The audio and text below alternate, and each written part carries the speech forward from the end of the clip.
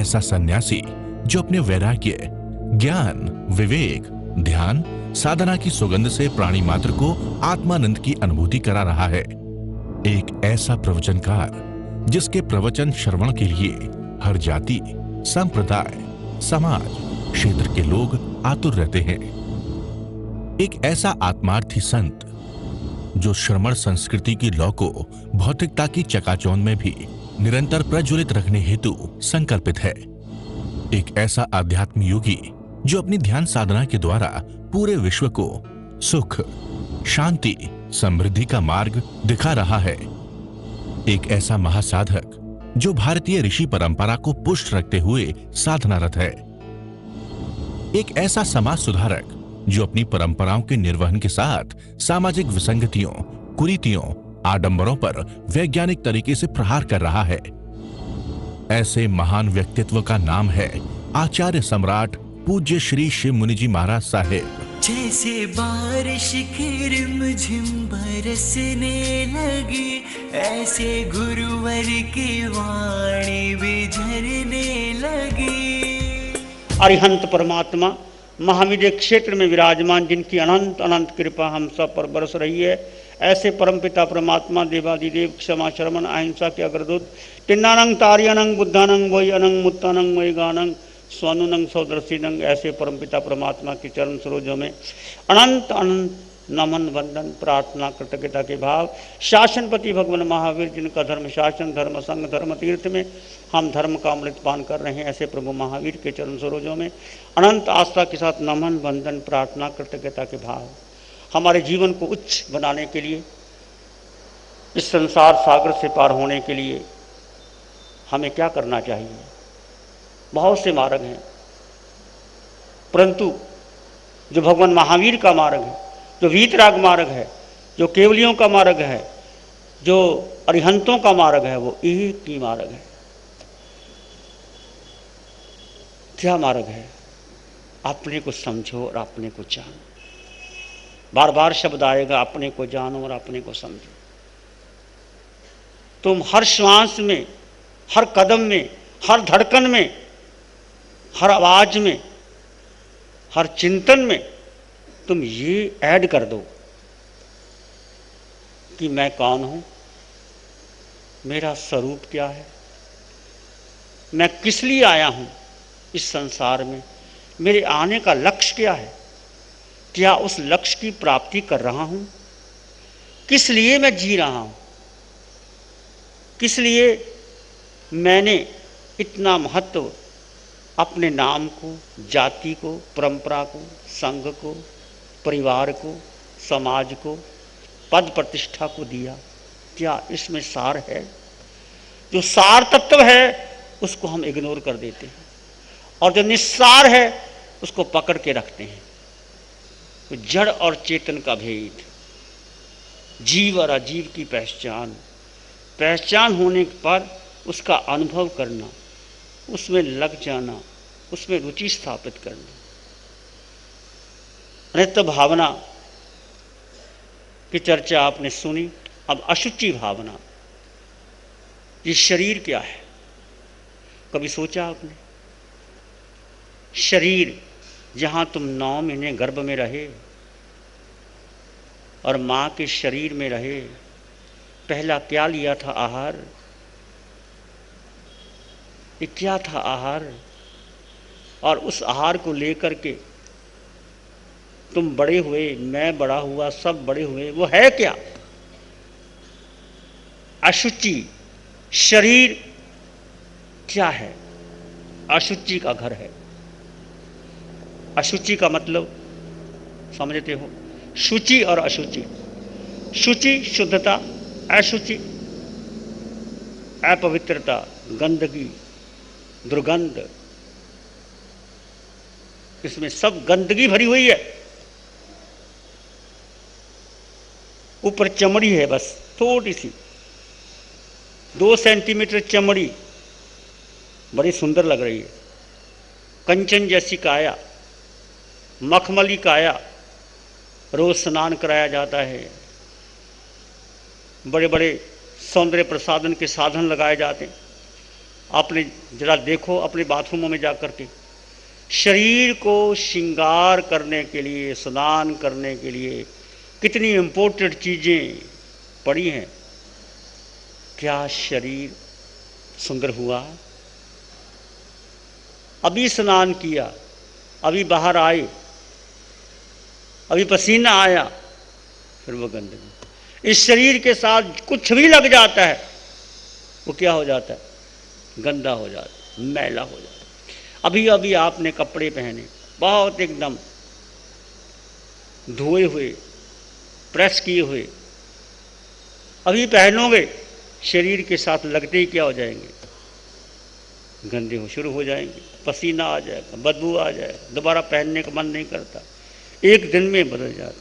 भोजन अभी अभी किया, बहुत सुंदर भोजन, 36 प्रकार का भोजन भोगे, भोजन किया, वही भोजन थोड़ा ज़्यादा खा लो, उल्टी आती, देखने का मन करता है। तो शरीर क्या है? यदि व्यक्ति इस बारे में सोच ले तो सच में व्यक्ति को वैराग्य हो जाता है। और सारा मनुष्य पाप करता है शरीर के लिए। जो कुछ भी इस संसार में छोटे से छोटा और बड़े से बड़ा जो पाप होता है वो कौन करता है, किस लिए करता है? शरीर सुखी रहे, स्वस्थ रहे, आराम में रहूं। और शरीर के साथ क्या क्या है? यह अकेला शरीर नहीं, 5 इंद्रियां हैं, इनके 23 विषय है, 240 विकार है, इसके साथ मन है, इसके साथ बुद्धि है, इसके साथ संस्कार है, इसके साथ जन्मों जन्मों के संस्कार भरे पड़े हैं। बस यही हम मोह में भूल जाते हैं। और इसके भीतर जो शुद्ध तत्व है, आत्मा है, उसको गौण कर देते। ज्ञानी जन, तीर्थंकर भगवान, अरिहंत परमात्मा, महावीर ने किसको महत्व दिया? और हम किसको महत्व दे रहे हैं? हम महावीर के साधु, महावीर के श्रावक, महावीर के साधक, महावीर के नाम की जय जयकार करने वाले, सब कुछ महावीर के नाम पर दुकान खोल देंगे, फैक्ट्री लगा देंगे, Mahavir cloth house, Digambar cloth house, सारी फैक्ट्रियां लगा देंगे, चादर ओढ़ लेंगे, माला फेर लेंगे। बड़ा आसान है माला फेरना, बड़ा आसान है दुकान पर नाम लिखाना, बड़ा आसान है, तब कर ले। परंतु महावीर ने किसको महत्व दिया? क्या महावीर ने राजकुमार घर में थे, महावीर ने उस समय भी शरीर को महत्व नहीं दिया। घर में रहे जैसे कमल कीचड़ में रहता है, वैराग्य अवस्था में रहे, कोई चाहना नहीं, कोई बनावट नहीं, कोई दिखावट नहीं, कोई सजावट नहीं, कोई गिरावट, कुछ नहीं। जाना चाहते थे, भाई के कहने से 2 साल रुक गए, और ऐसे रुके कि जैसे एक सन्यासी परम सन्यासी होता है। और दीक्षा लेने के बाद कितने उपसर्ग आए, और उपसर्ग किस पर आए? शरीर पर आए। और सारा एक्सपेरिमेंट प्रभु ने शरीर पर किया और आत्मा को साक्षी मान करके किया। तुम सब कुछ शरीर की देखो और आत्मा को साक्षी मान करके काम करो, तो पाप कर्मों का बंध है। पाप कर्मों का बंध नहीं होता। ये टेक्निक जान लो, ये विधा सीख लो, बहुत काम आएगी। अशुचि भावना क्या है? अशुचि भावना भगवान महावीर ने क्या कहा? उत्तरधन का सूत्र, इमं शरीरं अनिच्छम असूयम असूय संभवम असास्य वासमीनं दुख के सानं आयनम। ये शरीर अनित्य है, अपवित्र है, मलिन है, अशुचि पदार्थों से इनकी उत्पत्ति होती है। शरीर का उत्पन्न होना कैसे है? आप सब जानते, जब जीवात्मा मां के गर्भ में प्रवेश करती है तो पहला आहार कौन सा होता है?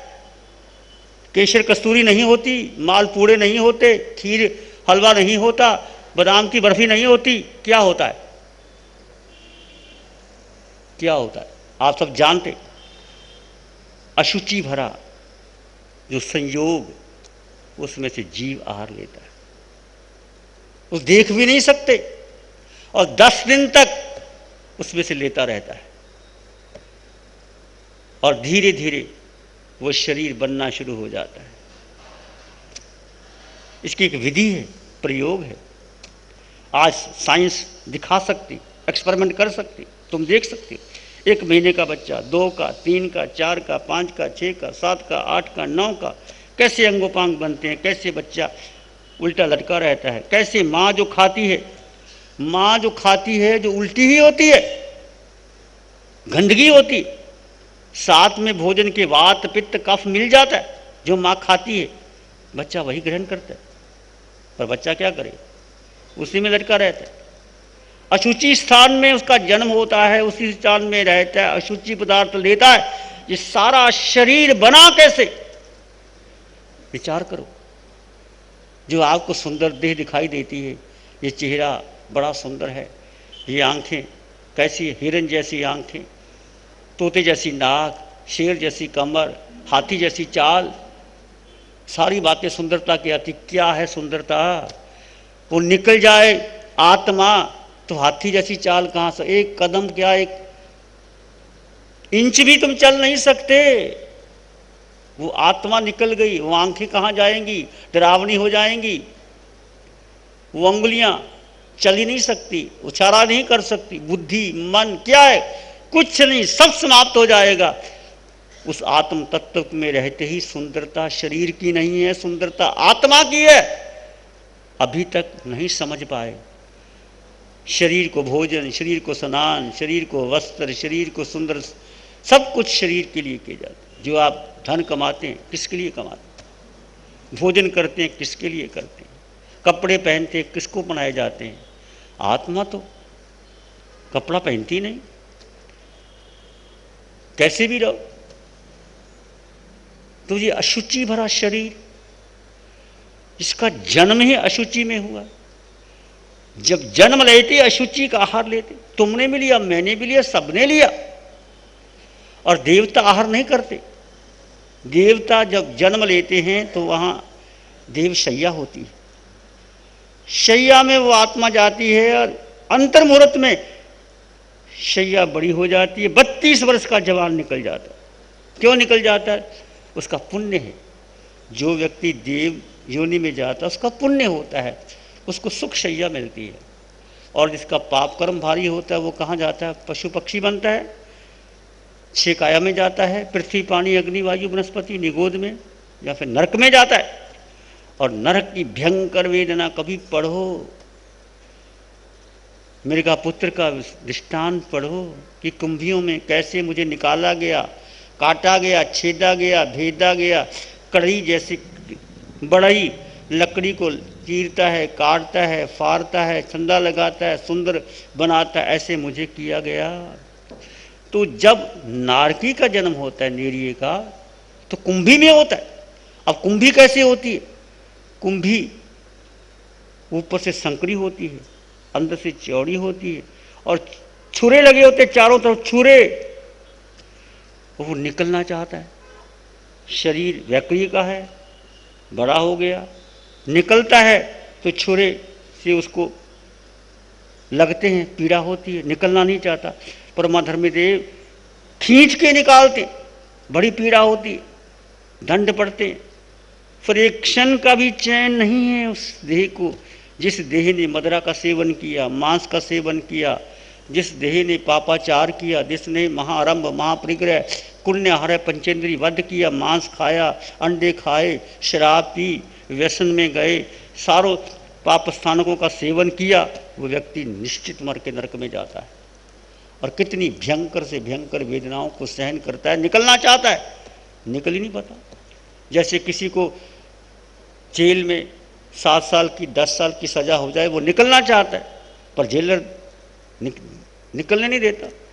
जैसे बारिश की रिमझिम बरसने लगी, ऐसे गुरुवर की वाणी भी झरने लगी। ध्यान करेंगे, आंखें बंद, मन वचन काया शांत, शरीर शांत, विचार शांत, सृष्टि शांत, वातावरण शांत, हर दिशा हर किनारा शांत शांत शांत। सिर के सिरे से पांव के अंगूठे तक अपने भीतर शुद्ध चेतना का एहसास कीजिए, तुम केवल आत्मा हो।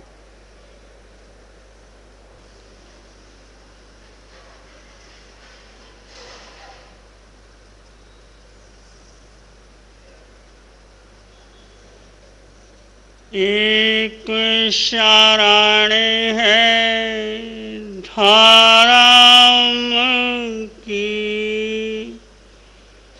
और शरण नहीं कोई, सत्य वचन के तेज से जन जन मंगल होए, सबका मंगल होए, तेरा मंगल होए, जन जन मंगल होए, सबका मंगल हो, सबका भला हो, सबका मंगल हो, सबका शुभ हो। इसी में एक लंबा गहरा श्वास लें। अरिहंत परमात्मा के चरणों में नमन वंदन। एक और लंबा गहरा श्वास। अरिहंत परमात्मा के चरणों में कृतज्ञता के भाव। दोनों हाथों को आंखों पे ले जाएं, हल्का सा स्पर्श। धीरे से आंखें खोल सकते हैं। नमो अरिहंतानंग, नमो सिद्धानंग, नमो आर्यानंग, नमो अवजयनंग, नमो लोय सब सावनंग, धम्मो मंगल मुखितम अहिंसा संयमो तव देवावित्तंग नमं संति जस धम्य से मनो श्री चत्तारी मंगलम, अरहंता मंगलम, सिद्धा मंगलम, साहु मंगलम, केवली पाणतो धम्मो मंगलम। चत्तारी लोग उत्तमा, अरहंता लोग उत्तमा, सिद्धा लोग उत्तमा, साहु लोग उत्तमा, केवली पाणतो धम्मो लोग उत्तमो। चत्तारी शरणं पवज्जा, अरहंते शरणं पवज्जाम, सिद्धे शरणं पवज्जाम, साहु शरणं पवज्जाम, केवली पाणतं धम्मं शरणं पवज्जामि। चारे शरण दो हरण जगत में और न कोई होगा जो भव्य प्राणी करे आराधन, उसका जय अमर पद हो, उसका सदा ही मंगल होगा। जैसे बारिश की रिमझिम बरसने लगी, ऐसे गुरुवर की वाणी भी झरने लगी।